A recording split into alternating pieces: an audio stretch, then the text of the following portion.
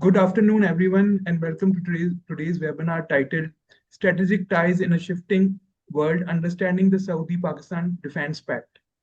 I am Zaid Hussain Jamlo, Research Associate at Center for Law and Security, and with me today are Mr. Hannan Hussain, Head of the West Asia Program at the Institute of Regional Studies and a Fulbright Scholar of International Security.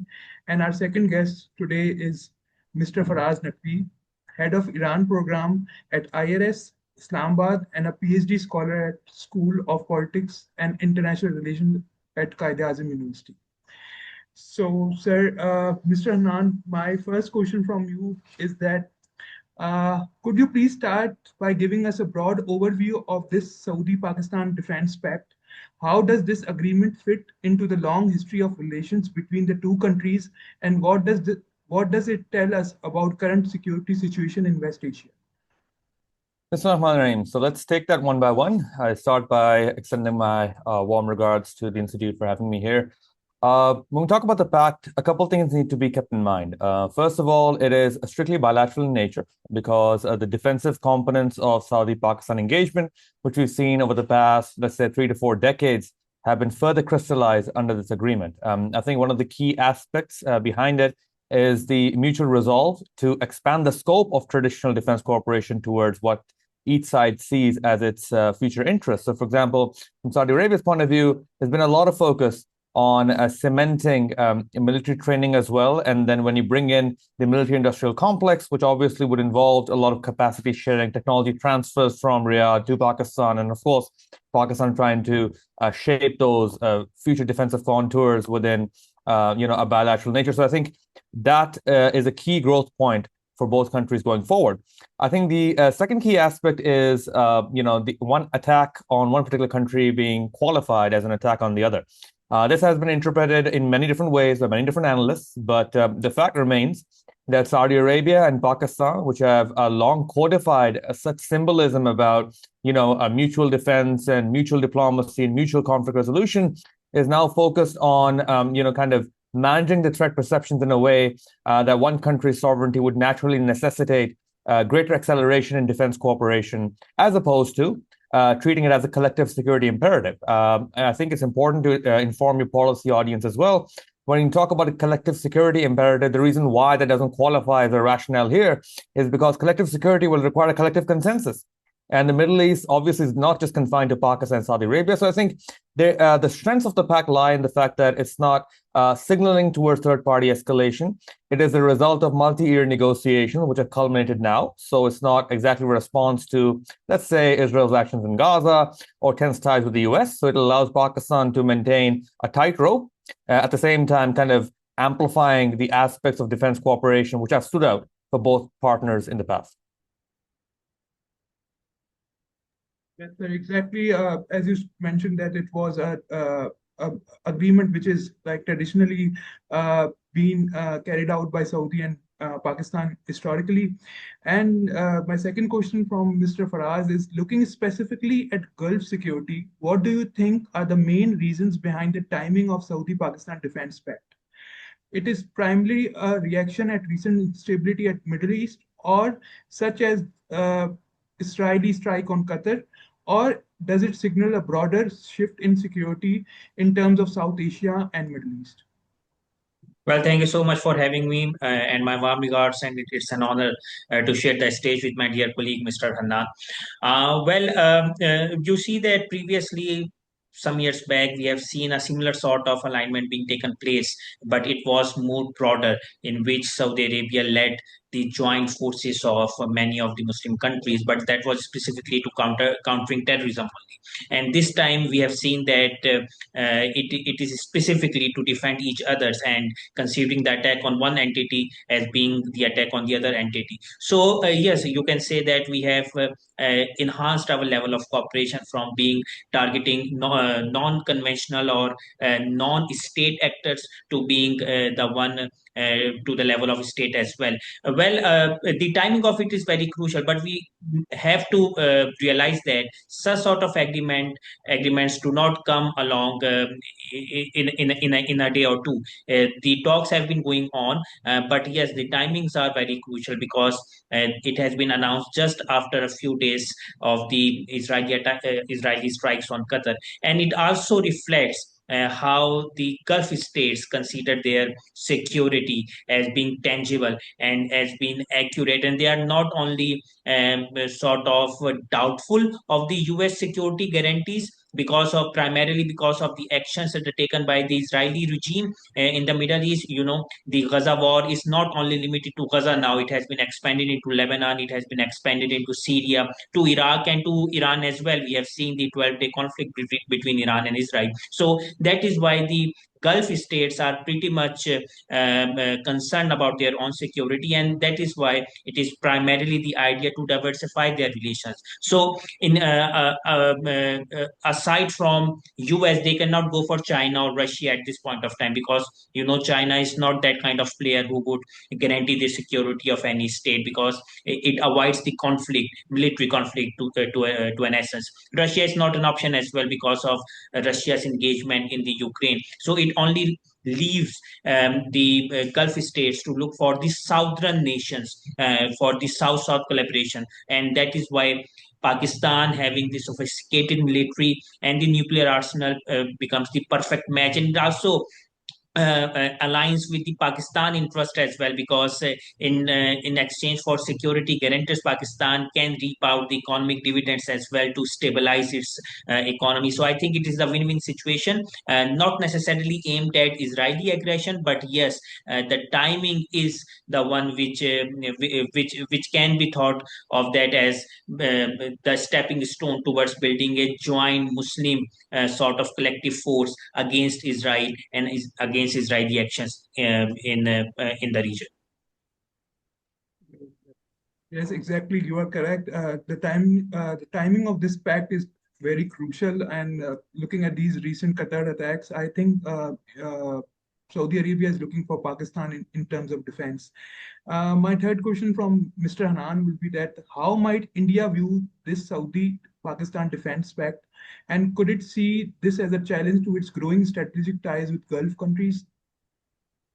To some extent, yes, I could see them, but I believe India would be a bit cautious about what trajectory this particular pact takes.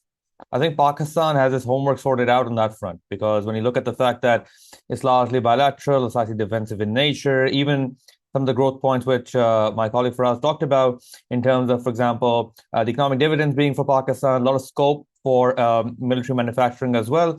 All of that is focused on interests that have endured in consensus going back many years. So I think on that front, even if India is cautious, it will have quite a tough time establishing this particular pact as something that in Indian books may qualify as a threat. I think the larger point over here is about Pakistan's ability to compartmentalize its cooperation with Saudi Arabia.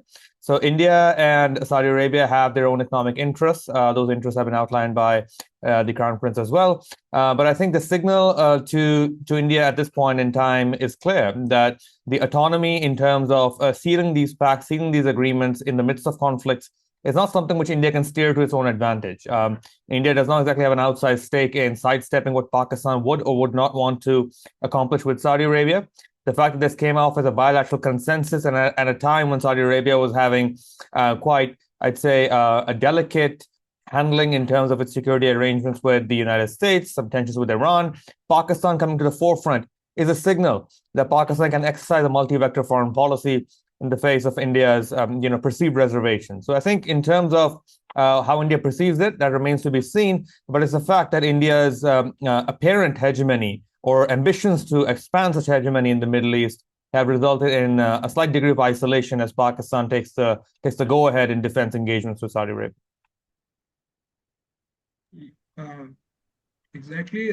Looking at these current this defense pact, we can really understand how India is looking through this defense pact between Saudi and Pakistan. And similarly, Iran is also monitoring this situation. So, Mr. Fraz, how is Iran likely to interpret this Saudi-Pakistan defense pact? And is there any realistic possibility of Iran engaging in this military agreement or responding to this alliance? Well, I think the answer of this question has already been answered by the president of Iran, Dr. Pezeshkian, in the UN General Assembly, in which he welcomed the defense pact between Pakistan and Iran, Pakistan and Saudi Arabia, my apologies, as well as the advisor of the Supreme Leader has also showed the interest in joining the pact between Pakistan and Saudi Arabia. So I think it is the first step towards enlarging the whole situation in this regard. And Iran, and the other reason why Iran would welcome this pact is that through this pact, Iran visualizes the receding or the declining of US influence in the region, as well as the possibility of building up a joint Muslim forces. And it has always been the policy of Iran to have some sort of regional mechanism in terms of security, in terms of defense, in terms of countering the terrorism.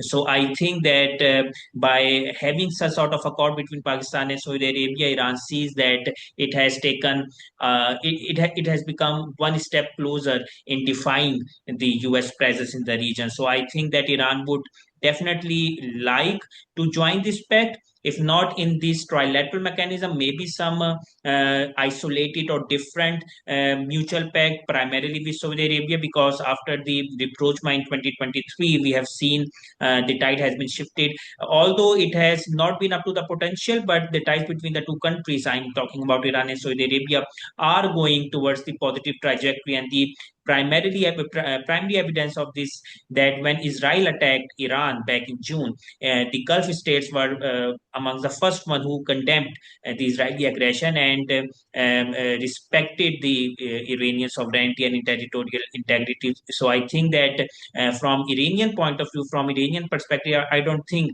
that Iran would be apprehensive about that or would be a little insecure about that. But I think Iran would definitely going to welcome this pact.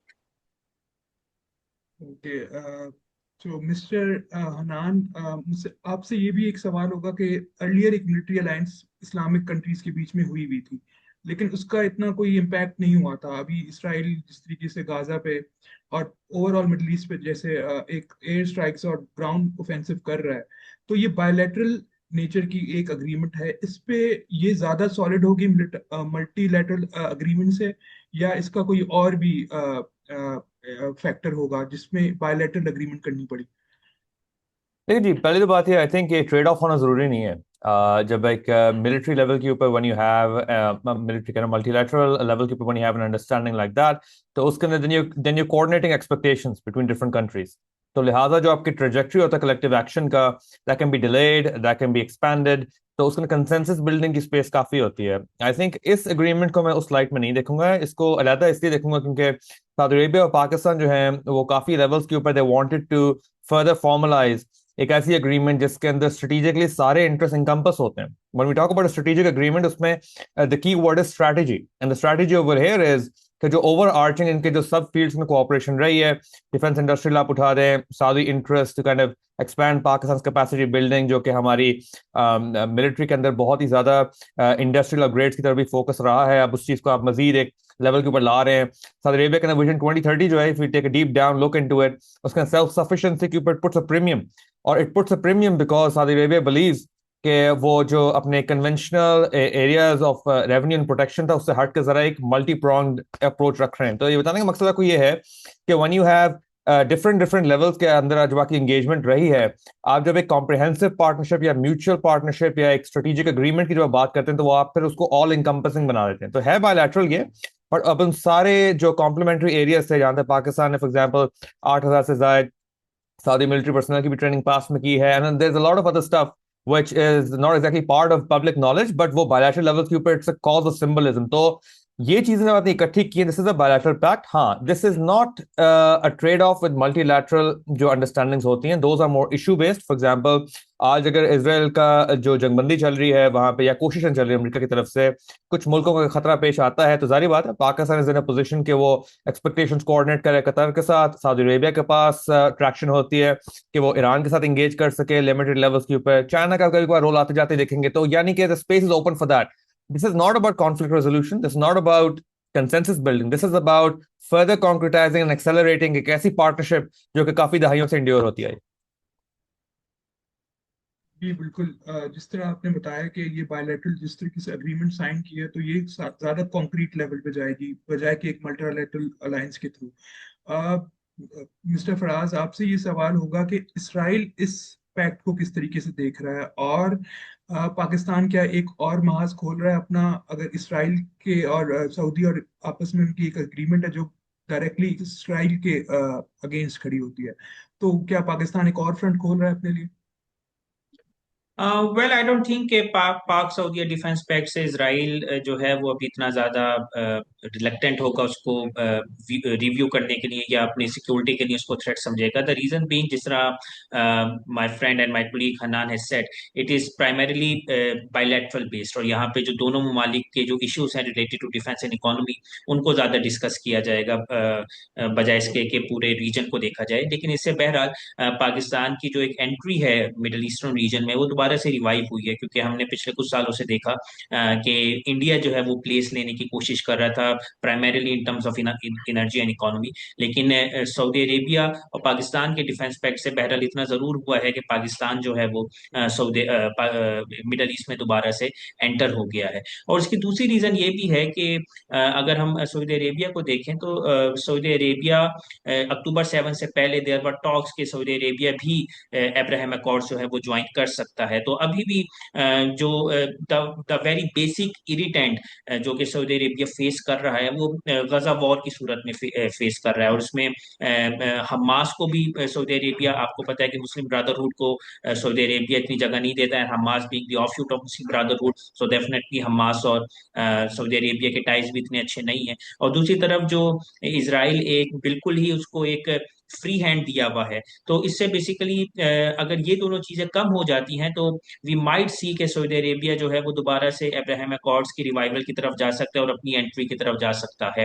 तो Saudi Arabia भी नहीं चाहेगा कि ये जो defence pact हुआ है ये इसराइल के खिलाफ इस्तेमाल किया जा सके. लेकिन एटलीस्ट उसने अपने आप को इतना सिक्योर जरूर कर लिया है कि क्योंकि इसराइल जो एक्सपेंशनिस्ट पॉलिसी की तरफ जा रहा था, उसका ध्यान सऊदी अरेबिया की तरफ ना है. क्योंकि अगर अब सऊदी अरेबिया की तरफ लेट्स एज्यूम कि इसराइल इस तरह के कोई अटैक्स करता है, so definitely it would cause the Pakistan entry into the conflict, and that Israel cannot afford because of the sophisticated arsenal we have. और जो मई कॉन्फ्लिक्ट के बाद हुआ वो पूरी दुनिया ने देखा है. तो आई थिंक कि इसराइल खुद भी इसको अवॉइड करेगा कि इसमें ज्यादा अपनी अप्रीहेंशन शो ना करे. और दूसरी तरफ हमें ये भी देखना होगा कि अगर एक तरफ इसराइल ईरान को निशाना बनाता है और दूसरी तरफ अगर पाकिस्तान के साथ कोई महाज खोलता है, so I think Israeli security and defence calculus के लिए ये कोई इतनी खुशाइंदा बात नहीं. जी बिल्कुल, जिस तरह ईरान अफोर्ड नहीं कर सकता पाकिस्तान के लिए एक अलग फ्रंट खोलना, क्योंकि पाकिस्तान की एक मिलिट्री काफी सोफिस्टिकेटेड है और उस लिहाज से हम एक न्यूक्लियर नेशन है, तो इसराइल काफी कॉशियस होगा इस मामले में. मिस्टर हना, आपके लिए एक लास्ट क्वेश्चन होगा कि फॉर पाकिस्तान इस डिफेंस पैक्ट से पाकिस्तान क्या हासिल करना चाहेगा, जैसे कि इकोनॉमिक टर्म्स में, क्योंकि Saudi Arabia is focusing on military incentives from this pact, और पाकिस्तान किस तरीके से इससे कैपिटलाइज कर सकता है इस पैक्ट के थ्रू? लेकिन ये मल्टीपल ग्रोथ पॉइंट्स हैं आपके पास. पहली तो बात यह है कि पाकिस्तान जो है वो फिनटेक की स्पेस के अंदर, फाइनेंशियल टेक्नोलॉजी की स्पेस के अंदर, Pakistan can activate many of its startup जो कि अर्ली सीड कैपिटल के क्वेस्ट के अंदर they still lock in that. मैं उसकी एक एविडेंस देता हूँ कि सऊदी अरेबिया के विजन 2030 के अंदर huge focus on scaling up वो बिजनेसेस जिनके अंदर ग्रोथ पोटेंशियल बहुत होता है, और जब आप की सेक्टर्स के साथ अलाइन करते हैं जो कि विजन 2030 के नीचे एक्चुअल प्रायोरिटी हैं, तो पाकिस्तान के अंदर उसके अंदर ग्रोथ की स्पेस बढ़ जाती है। तो एक तो आप फिनटेक स्पेस को मैं बड़ी क्लियरली देखूंगा। दूसरी बात है कि आप जो सऊदी जो बैंक्स हैं, पाकिस्तान के बैंक्स और सऊदी के अंदर जो अब एग्जिस्टिंग फिनटेक कंपनीज है, उनके बीच में जो आप लिंकेजेस को मजीद कॉन्क्रेटाइज करते हैं, तो जारी बात है फिर उसके अंदर फंडिंग और स्केलेबिलिटी की जो सपोर्ट है वो बढ़ जाती है। क्योंकि पाकिस्तान की अभी जो मौजूदा इकोनॉमिक हालात जो है उसमें बहुत बड़ा एडवांटेज रहता है कि Saudi Arabia over time has seen कि पाकिस्तान के इकोनॉमिक कंस्ट्रेंट और अपॉर्चुनिटीज कहाँ पे हैं। अब उन कैपेसिटी बिल्डिंग से हट के आप जब ग्रोथ की तरफ जाएंगे, तो आई थिंक की सेक्टर्स पाकिस्तान के टेलीकम्युनिकेशन से लेके स्ट्रॉन्गर बैंकिंग चैनल्स की तरफ, increasing Pakistan startup exposure to Saudi Arabia along these line, उसके अंदर आपके पास एक मजीद सकत आ रहती है और ग्रोथ पोटेंशियल बढ़ जाता है। दूसरी बात जो आई थिंक एक जो बहुत इंपॉर्टेंट बात होगी वो ये होगी कि when you have small to medium size enterprises making way into Pakistan, तो for example मौजूदा हुकूमत के नीचे there's a huge focus on for example कि आप टेक्नोलॉजी और जो SMEs के बीच में जो इंटरसेक्शन है उसको आप मजीद सोलिडिफाई कर सकें। सऊदी अरेबिया के पास ना तो इस चीज़ के अंदर सिर्फ और सिर्फ एक्सपर्टीज बहुत ज़्यादा है, बट सऊदी अरेबिया नोज कि आप उन ग्रोथ सेक्टर के अंदर स्केल करते हैं तो लेबर फोर्स पार्टिसिपेशन भी बहुत ज़्यादा बढ़ सकती है। हमने अभी देखा कि जी जो लेबर सप्लाई सऊदी अरेबिया की तरफ जाता है, that is largely the kind of a labor which has been there for a longer time. So there's a space to kind of, for example, upgrade their skills, उनकी applicability को आप बढ़ा सकते हैं, सब कुछ कर सकते हैं। वो सारा होने के लिए investments are true, but targeted investments का होना बहुत जरूरी है। तो आई थिंक विजन 2030 से अलाइनमेंट के अंदर मजीद वर्किंग ग्रुप्स बन सकते हैं, जिसके अंदर आप देखें कि ठीक है Pakistan is trying to plug existing capacities for Saudi Arabia on the military front, पर पाकिस्तान की तरफ जो इकोनॉमिक लाइफलाइन के साथ साथ जो ग्रोथ इंजन्स हैं जो कि सऊदी अरेबिया फील्स के these sectors are relevant to their future causes, उसको मॉडर्नाइज करने के लिए, उसको रोबस्ट और रेजिलियंट करने के लिए जो सारा का सारा प्रोसेस बीच में जाएगा, ना तो वो सिर्फ मल्टी ईयर होगा, बस साथ साथ उसके जो इन्वेस्टमेंट्स का जो बैरियर है वो भी मुझे ईज होता थोड़ा बहुत नजर आ रहा है। तो I think those are areas where I look closely at, और पाकिस्तान के लॉन्ग टर्म प्रोजेक्शंस के अंदर भी टू एक्सपैंड और GDP and the quality of growth that we want, I think ये अग्रीमेंट बहुत अच्छी तरह से असरअंदाज हो सकती है। जी बिल्कुल, अपॉर्चुनिटीज तो बहुत ज़्यादा हैं इसमें, जिस तरीके से आपने बताया फिनटेक की इंडस्ट्री में, और मेरे ख्याल से ऑयल में भी काफ़ी काम हो सकता है। रिसेंटली पाकिस्तान ने ऑयल दरियाफ्त किया है अपने लैंड पे, तो मेरे ख्याल से अभी सऊदी अरेबिया काफ़ी इंटरेस्टेड होगा इस चीज़ को लेकर, क्योंकि अभी रिन्यूएबल एनर्जी एक वेव आ रही है, और वो चाहते हैं कि ऑयल अभी थोड़ा और लंबा टाइम अरसा रहे सिस्टम में। तो आई थिंक इस पे भी बहुत ज़्यादा काम किया जा सकता है सऊदी अरेबिया के साथ। लास्टली सरफराज, आपकी तरफ से एक सवाल होगा कि how do you see US and China monitoring this situation, aspect को वो किस तरीके से देख रहा है?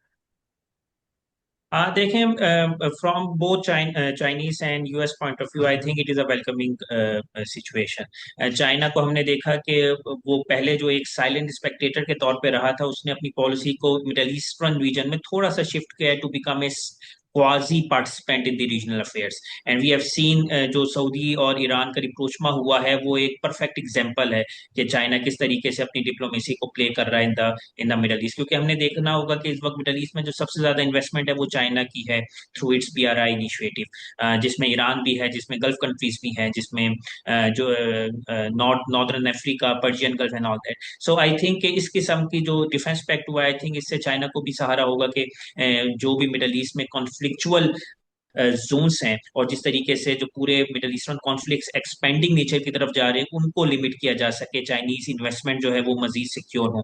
और यूएस पॉइंट ऑफ व्यू से भी मेरा ख्याल से ये एक वेलकमिंग सिचुएशन है, क्योंकि हमने देखा कि इस वक्त पाकिस्तान के यूएस के साथ जो टाइज है वो बड़े अच्छे तरीके से अच्छी डायरेक्शन में जा रहे हैं। इसके साथ सऊदी अरेबिया के साथ यूएस के जो टाइज हैं वो बिल्कुल ही एक अलग लेवल पे हैं, और इससे यूएस भी अपने आप को थ्रेटन्ड फील नहीं कर सकता, क्योंकि अगर तो ये चाइना या रशिया के साथ एज आई सेड अर्लियर, अगर तो चाइना और रशिया के साथ इस किस्म का एग्रीमेंट होता सऊदीया का, तो फिर तो यूएस जो है उसको एज ए कंपटीशन के तौर पे देखता। लेकिन क्योंकि ये पाकिस्तान के साथ हुआ है, military ties between Saudi Arabia, US and Pakistan की एक हिस्ट्री है और वो हमेशा अच्छे रहे हैं। सो आई थिंक इसको यूएस भी जो है एक वेलकमिंग सिचुएशन की तरफ से ही देखें।